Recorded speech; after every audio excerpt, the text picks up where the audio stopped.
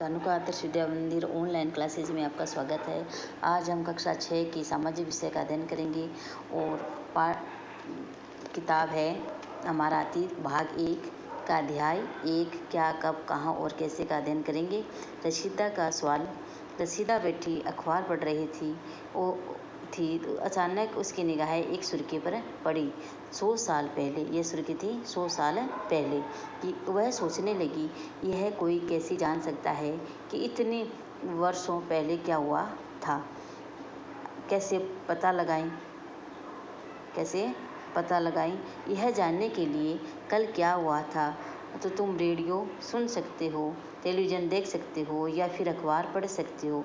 साथ ही यह जानने के लिए पिछले साल क्या हुआ था और तुम किसी ऐसे व्यक्ति से बात कर सकते हो जिसे उस समय की स्मृति का मतलब उस समय का उसे याद हो। लेकिन बहुत पहले क्या हुआ था यह कैसे जाना जा सकता है। अतीत के बारे में हम क्या जान सकते हैं। आगे ये पढ़ेंगे कि अतीत के बारे में बहुत कुछ जाना जा सकता है। लोग क्या खाते थे, कैसे कपड़े पहनते थे, किस तरह के घरों में रहते थे। और हम आखेटकों या शिकारियों, पशुपालकों, कृषकों या किसानों, शासकों, व्यापारियों, पुरोहितों, शिल्पकारों, कलाकारों, संगीतकारों या फिर वैज्ञानिकों के जीवन के बारे में जानकारियाँ हासिल कर सकते हैं। यही नहीं, हम यह भी पता लगा सकते हैं कि उस समय बच्चे कौन से खेल खेलते थे, कौन सी कहानियाँ सुना करते थे और कौन से नाटक देखा करते थे या फिर कौन से गीत गाते थे। अब आगे चलते हैं, लोग कहाँ रहते थे। अगला टॉपिक हमारा क्या है, लोग कहाँ रहते थे। तो मानचित्र 1 में नर्मदा नदी का पता लगाओ। मानचित्र 1 में नर्मदा नदी का पता लगाओ और कई लाख वर्ष पहले से लोग इस नदी के तट पर रह रहे हैं।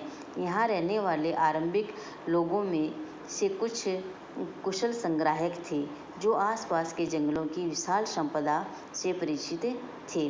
अपने भोजन के लिए वे जड़ों, फलों तथा जंगल के अन्य उत्पादों का यहीं से संग्रह किया करते थे। तो वे जानवरों का आखेट या शिकार भी करते थे। तो इसमें प्रश्न यह बनता है कि कुशल संग्राहक क्या थे या कौन थे।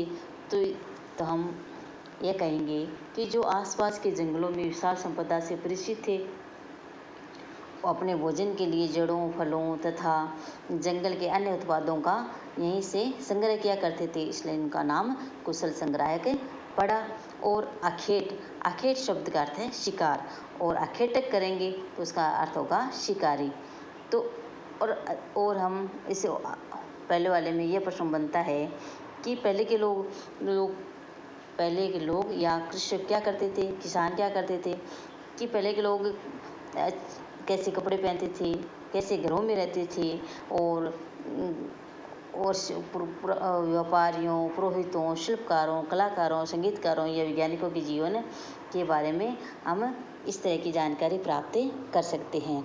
अब आगे चलते हैं कि अब तुम उत्तर पश्चिम की सुलेमान और कित्र पहाड़ियों का पता लगाओ।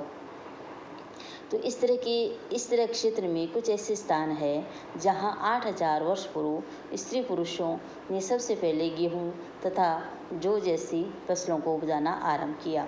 तो इसमें प्रश्न यह बना कि स्त्री पुरुषों ने सबसे पहले 8000 वर्ष पूर्व सबसे पहले कौन सी फसल उपजाना प्रारंभ किया, गेहूं और जौ। तो उन्होंने भेड़, बकरी और गाय, बैलों जैसे पशुओं को पालतू बनाना शुरू किया। ये लोग गांव में रहते थे। उत्तर पूर्व में गारो तथा मध्य भारत में विंध्य पहाड़ियों का पता लगाओ। ये कुछ अन्य ऐसे क्षेत्र थे जहां कृषि का विकास हुआ, जहां सबसे पहले चावल उपजाया गया। अब प्रश्न ये बनता है कि उत्तर पूर्व में गारो तथा मध्य भारत में विंध्य पहाड़ियों में कौन सी फसल उपजाई गई सबसे पहले, तो चावल उपजाए गए। वे स्थान विंध्य के उत्तर में स्थित है। अब मानचित्र 1 ये देखो, हिंद महासागर है और ये हिंद महासागर है, और ये नर्मदा नदी है। ये रही नर्मदा नदी। और इसमें क्या पूछा गया है, ये नर्मदा नदी है, नर्मदा नदी का हमें इसमें पूछा है। अब आगे चलते हैं कि मानचित्र पर सिंधु तथा इसकी सहायक नदियों का पता लगाने का प्रयास करो। तो सहायक नदियाँ उन्हें कहते हैं जो एक बड़ी नदी में मिल जाती है। सहायक नदी किसे कहते हैं? तो जो छोटी छोटी नदियाँ होती है वो बड़ी नदियों में मिल जाती है, उन्हें हम सहायक नदियाँ कहते हैं।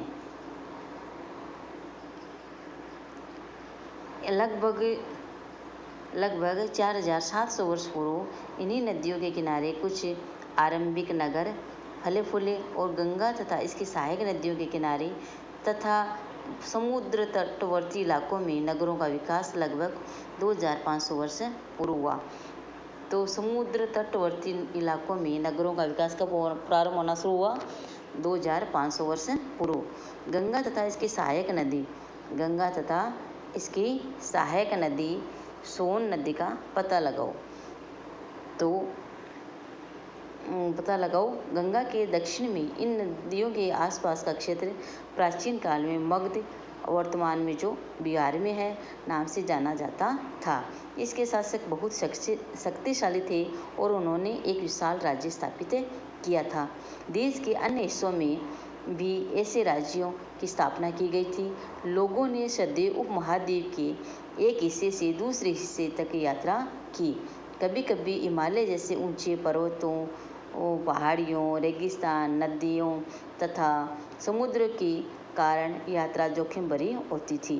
फिर भी ये यात्रा उनके लिए असंभव नहीं थी। अतः कभी लोग काम की तलाश में, तो कभी प्राकृतिक आपदाओं के कारण एक स्थान से दूसरे स्थान जाया करते थे। कभी कभी सेनाएं दूसरे क्षेत्रों पर विजय हासिल करने के लिए जाती थी। इसके अतिरिक्त व्यापारी कभी काफिले में, तो कभी जहाज़ों में अपने साथ मूल्यवान वस्तुएं लेकर एक स्थान से दूसरे स्थान जाते रहते थे।